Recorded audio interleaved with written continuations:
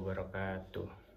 Perkenalkan, nama saya Muhammad Lismar dengan NIM 240209552004 yang merupakan mahasiswa aktif dari program studi Pendidikan Teknik Informatika dan Komputer Fakultas Teknik di Universitas Negeri Makassar.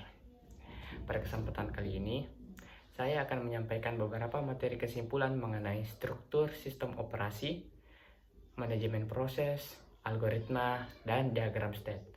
Untuk itu, simak video berikut untuk penjelasan pada materi-materi yang saya sebutkan tadi.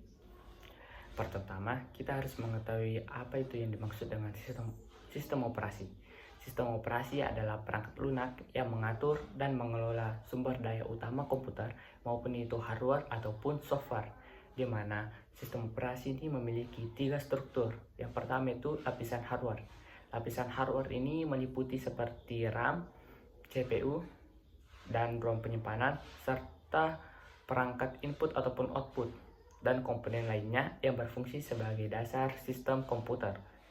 Kemudian struktur yang kedua yaitu kernel. Kernel adalah inti dari sistem operasi yang bertanggung jawab atas komunikasi antara perangkat lunak dengan perangkat keras, di mana kernel ini memiliki beberapa fungsi. Yang pertama itu manajemen proses. Manajemen proses berfungsi untuk menangani pembuatan, penjadwalan, dan terminasi proses. Yang kedua itu manajemen memori, mengalokasikan dan membebaskan memori untuk proses yang berjalan. Kemudian yang ketiga yaitu manajemen sistem file, yang berfungsi untuk menyimpan file dan akses ke data.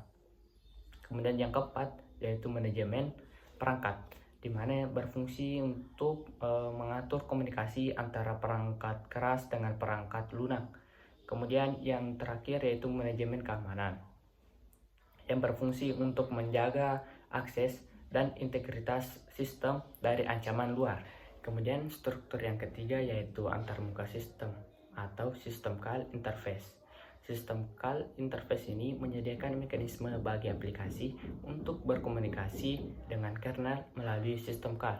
Contohnya seperti membaca atau menulis file, alokasi memori, dan juga komunikasi antar proses. Materi yang kedua yaitu manajemen proses.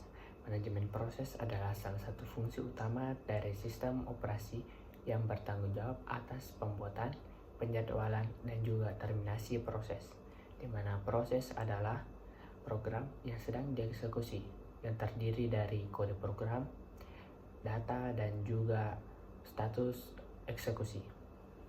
Dalam manajemen proses memiliki beberapa status utama seperti new, ready, running, wait, dan terminate, di mana perpindahan status ini diatur oleh penjadwalan proses yang terdiri dari penjadwalan jangka pendek, penjadwalan jangka tengah, dan juga penjadwalan jangka panjang. Manajemen proses juga mencakup mekanisme pembuatan dan juga terminasi proses, baik itu oleh sistem operasi maupun sistem proses lain. Dengan pengelolaan yang baik, sistem operasi dapat berjalan secara efisien, memastikan alokasi sumber daya yang optimal, dan juga meningkatkan kerja serta responsivitas secara keseluruhan. Materi yang ketiga yaitu algoritma.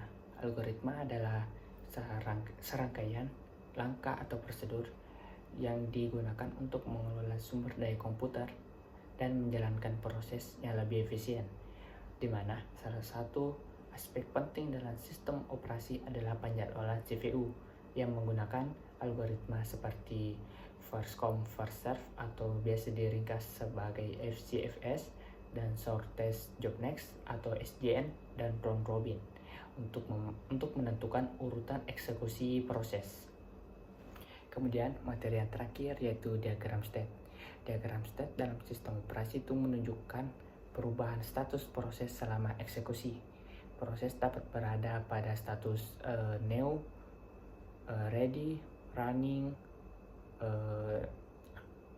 waiting, ataupun terminate, di mana perpindahan antar state ini terjadi sesuai dengan alokasi CPU, kebutuhan sumber daya, ataupun penyelesaian eksekusi.